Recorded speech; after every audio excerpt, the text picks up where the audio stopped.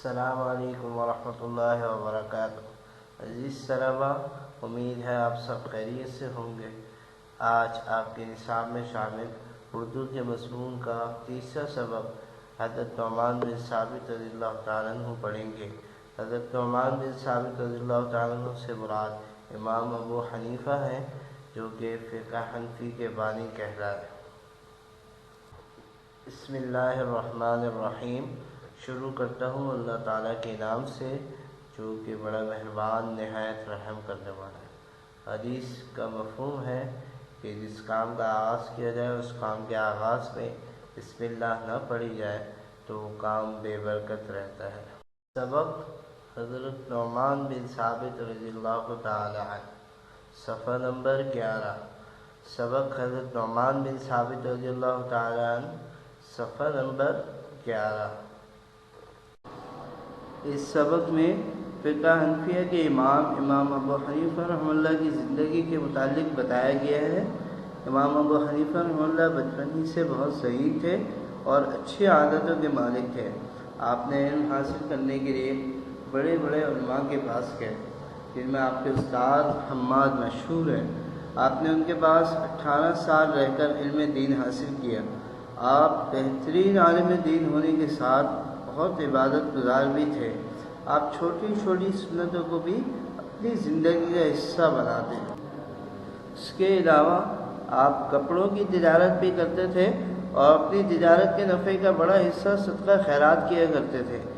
آپ کی دیانتداری کا یہ عالم تھا کہ ایک مرتبہ دکان پر کام کرنے والے بندے نے بغیر عیب بتائے کپڑا کسی گاہک کو بیچ دیا۔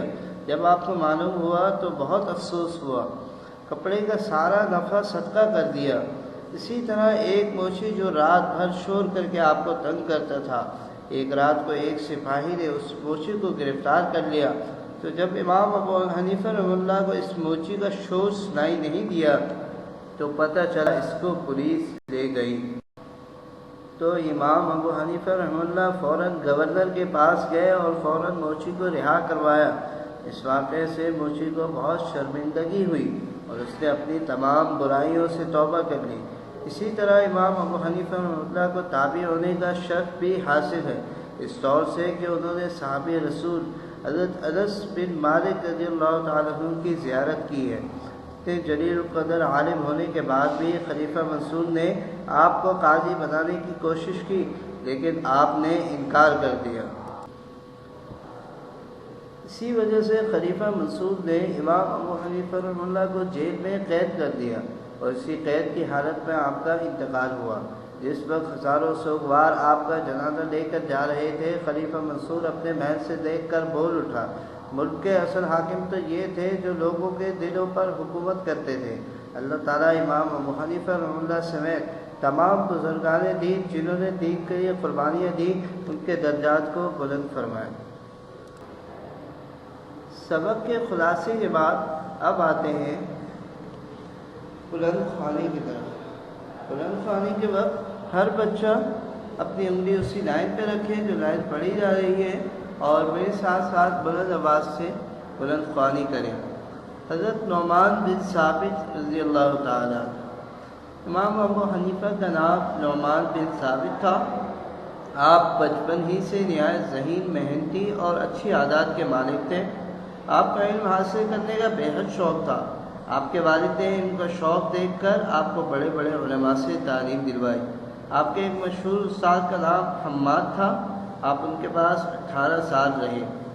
امام ابو حنیفہ رحمہ اللہ نے حضرت امام جعفر صادق رحمہ اللہ کی صحبت میں 2 سال رہ کر فیض حاصل کیا۔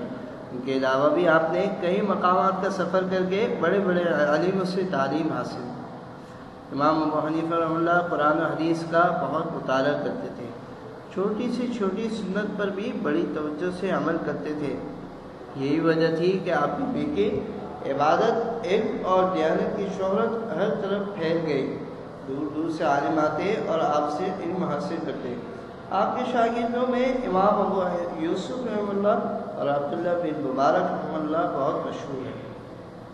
آپ قرآن مجید، احادیث اور نبی پاک صلی اللہ علیہ وسلم کے عمل یعنی سنت سے ہر مسئلے کا حل تلاش کرتے تھے۔ آپ نے 36 بڑے بڑے عالموں کی ایک کمیٹی یا مجلس بنائی تھی، جس میں ہر مسئلے پر کئی دن تک بحث ہوتی، پھر کہیں جا کر آپ کسی مسئلے کا فیصلہ فرما دیں۔ اس طرح تمام فیصلے کتاب کی صورت میں جمع کر لیے گئے۔ آپ کے فیصلوں کے اس مجموعے کو فقہ الاکبر کہتے ہیں۔ اس وقت دنیا کے بہت سے ملکوں کے لوگ ان فیصلوں پر عمل کرتے ہیں، اس لیے آپ کو امام اعظم کہا جاتا ہے۔ امام ابو حنیفہ رحمہ اللہ ایک بہت بڑے عالم ہونے کے علاوہ ایک عبادت گزار، دیانتدار، خوش اخلاق اور سخی انسان تھے۔ کوفے میں آپ کا کپڑے کا کارخانہ تھا، جس میں ایک خاص قسم کا ریشمی کپڑا خز تیار کیا جاتا تھا۔ آپ اس کی تجارت کرتے تھے۔ اللہ نے اس میں بڑی برکت دی۔ اپنی آمدنی کا بڑا حصہ آپ خیرات کر دیا کرتے تھے۔ آپ نے بہت سے غریب طلبہ کے وظیفے بھی مقرر کر رکھے تھے۔ تجارت میں دیانتداری کا یہ عالم تھا کہ آپ کی دکان پر ریشم کے چند تھان رکھے تھے، ان میں کچھ خرابی تھی۔ کام شروع کرنے سے پہلے چند ضروری ہدایات ہیں جن کا اہتمام کرنا لازمی ہے۔ سب سے پہلے ٹائٹل پیج یعنی سرِ ورق۔ ٹائٹل پیج کہتے ہیں کہ سبق کا نام خوبصورتی سے تحریر کریں اور خوبصورتی سے اس میں کلرنگ کریں، اور ٹائٹل سے متعلقہ جو تصویر بنانی ہے وہ تصویر بنائیں۔ اس کے بعد صفحے پر صفحہ نمبر لکھیں۔ یہاں سے آپ کے جدید سبق کا آغاز ہو رہا ہے۔ اور فہرست بنائیں۔ فہرست میں سبق کا نام سب سے پہلے لکھنا ہے، تاریخ لکھنی ہے جس تاریخ کو کام شروع کر رہے ہیں، اور وہ صفحہ جس سے یہ سبق شروع ہوا ہے وہ صفحہ نمبر لکھنا ہے، اور اس سبق کے کام کا آخری صفحہ بھی لکھیں۔ جو کام جیسے لکھوایا جا رہا ہے ویسے ہی لکھیں، اپنی طرف سے۔ سبق حضرت نعمان بن ثابت رضی اللہ تعالیٰ عنہ میں جو اہم الفاظ معنی ہیں وہ لکھے جا رہے ہیں، اس کو آپ اپنی کاپی میں اتاریں گے۔ پہلا لفظ ہے صحیح یعنی عقل مند، دوسرا لفظ فیض یعنی فائدہ نفع، تیسرا لفظ سخی یعنی ضرورت مندوں پر خوب مال خرچ کرنے والا، چوتھا لفظ وظیفہ طلبہ کو خرچ کے لیے دیا جانے والا پیسہ، پانچواں لفظ کوتوال یعنی محافظ۔ الفاظ معنی کے بعد اب آتے ہیں سوال و جواب کی طرف۔ پہلا سوال، امام ابو حنیفہ رحمہ اللہ کا اصل نام کیا تھا؟ جواب، امام ابو حنیفہ رحمہ اللہ کا اصل نام نعمان بن ثابت ہے۔ دوسرا سوال، امام ابو حنیفہ رحمہ اللہ کو تابعی کیوں کہتے ہیں؟ جواب، امام ابو حنیفہ رحمہ اللہ کو تابعی اس لیے کہتے ہیں کیونکہ انہوں نے حضرت انس بن مالک رضی اللہ تعالیٰ عنہ کی زیارت کی تھی۔ تیسرا سوال، آپ کو خلیفہ منصور نے جیل میں کیوں ڈالا؟ جواب، آپ کو خلیفہ منصور نے جیل میں اس لیے ڈالا کیونکہ آپ نے قاضی کا عہدہ لینے سے انکار کر دیا تھا۔ چوتھا سوال ہے، آپ نے قاضی بننے سے کیوں انکار کیا؟ جواب، آپ نے قاضی بننے سے اس لیے انکار کیا تھا کیونکہ آپ کو شاہی عہدہ پسند نہیں تھا۔ مندرجہ ذیل الفاظ کے جملے بنائیں۔ چند جملے لکھے جا رہے ہیں، اس کے جملے بنانے ہیں۔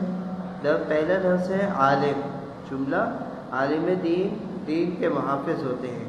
دوسرا لفظ ہے مطالعہ، جملہ ہمیں دینی کتب کا خوب مطالعہ کرنا چاہیے۔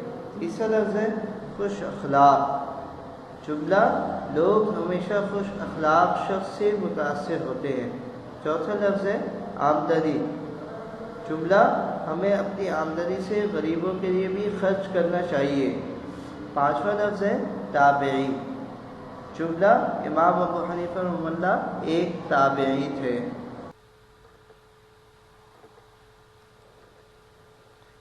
اب تک کا جو کام تھا وہ آپ نے اپنی کاپی میں کرنا تھا، اس کے بعد کا جو کام ہے وہ آپ اپنی کتاب میں ہی حل کریں گے۔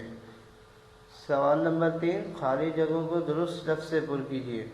امام ابو حنیفہ رحمہ اللہ کے والد کا نام ڈیش تھا، ثابت تھا، ٹھیک ہے۔ امام ابو حنیفہ کے والد کا نام ثابت تھا۔ آپ کے استاد ڈیش تھے یعنی حماد، آپ کے استاد کا نام حماد تھا۔ آپ نے حضرت ڈیش کی زیارت کی تھی، یعنی آپ نے حضرت انس بن مالک رضی اللہ عنہ کی زیارت کی تھی۔